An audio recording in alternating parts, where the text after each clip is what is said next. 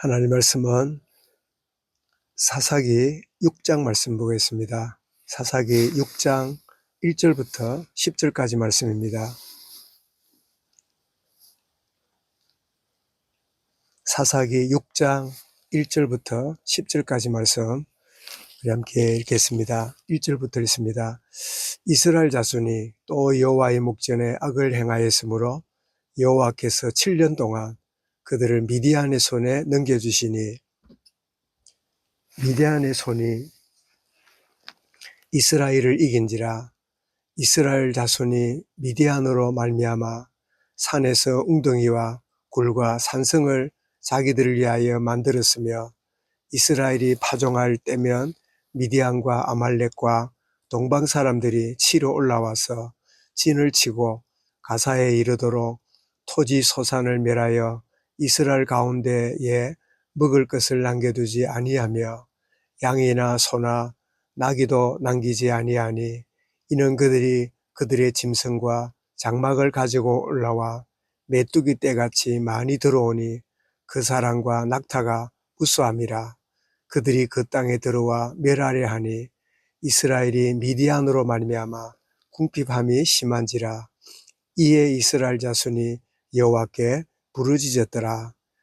이스라엘 자손이 미디안으로 말미암아 여호와께 부르짖었으므로 여호와께서 이스라엘 자손에게 한 선지자를 보내시니, 그가 그들에게 이르되, 여호와께서 이같이 말씀하시기를, 이스라엘의 하나님, 내가 너희를 애굽에서 인도하여 내며 너희를 그 종 되었던 집에서 나오게 하여 애굽 사람의 손과 너희를 학대하는 모든 자의 손에서 너희를 건져내고 그들을 너희 앞에서 쫓아내고 그 땅을 너희에게 주었으며, 내가 또 너희에게 이르기를, 나는 너희의 하나님 여호와니 너희가 거주하는 아모리 사람의 땅에 신들을 두려워하지 말라 하였으나 너희가 내 목소리를 듣지 아니하였느니라 하셨다 하니라.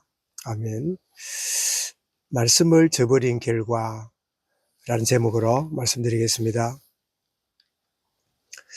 이스라엘이 어려움을 당할 때 회개하고, 그러면 하나님이 이 구원자 사사를 보내서 이스라엘을 평안을 주시고 했는데, 또 이스라엘이 평안해지니까 또 타락을 하고 하나님 앞에 1절에 보니까 이스라엘 자손이 또 여호와의 목전에 악을 행하였으므로, 그 악이 뭐냐?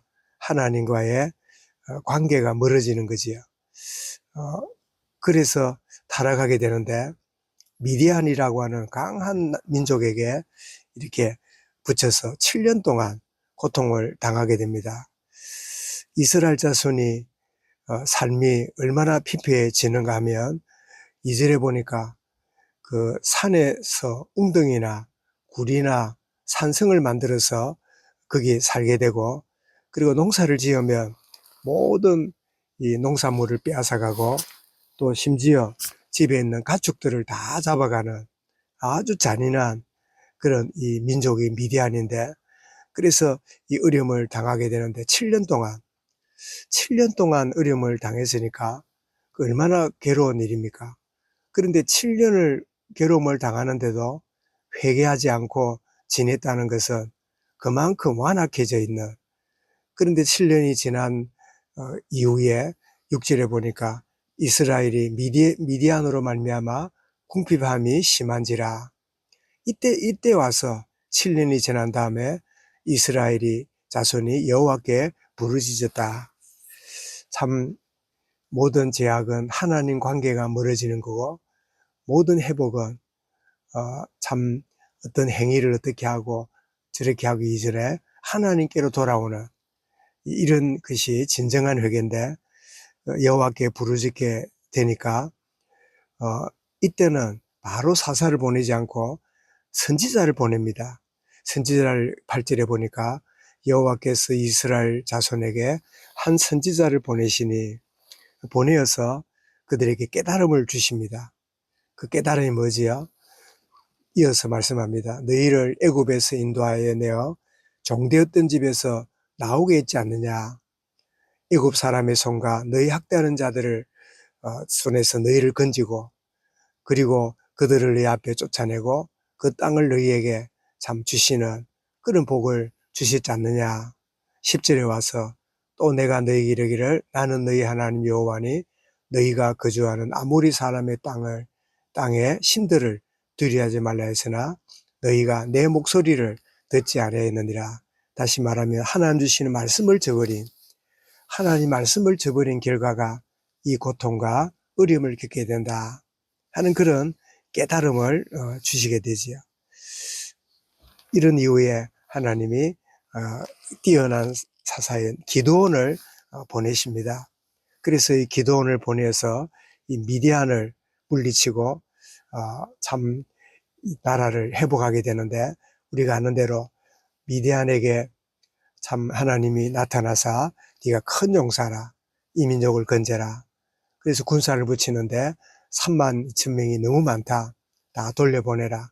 그리고 이렇게 해서 남은 이 용사가 300용사로 남게 되는 그래서 300이라는 이 작은 수였지만 강한 미디안을 참 이기는 이 역사를 보여주는데 참 하나님이 우리 힘이 아니라 하나님이 하셨다는 것을 보여주려는 그런 의도가 여기 있음을 보게 되죠. 그래서 미디안을 하나님이 기드온을 보내사 이제 그 미디안을 물리치고 40년 동안 참된 평안을 누리는 이런 주의 은혜를 이제 체험하게 되는데 정말 참된 평안은 하나님과의 관계에 있고 그리고 이 평안을 유지하는 이유는 그 하나님의 말씀을 온전히 붙들고 나아가는 언약의 약속을 붙들고 나아가는 이것이 참 평안의 참 이유고 평안에 계속 유지할 수 있는 바로 비결이 하나님의 말씀을 붙잡는 그 비밀인 것을 오늘 본 말씀이 우리에게 보여줍니다.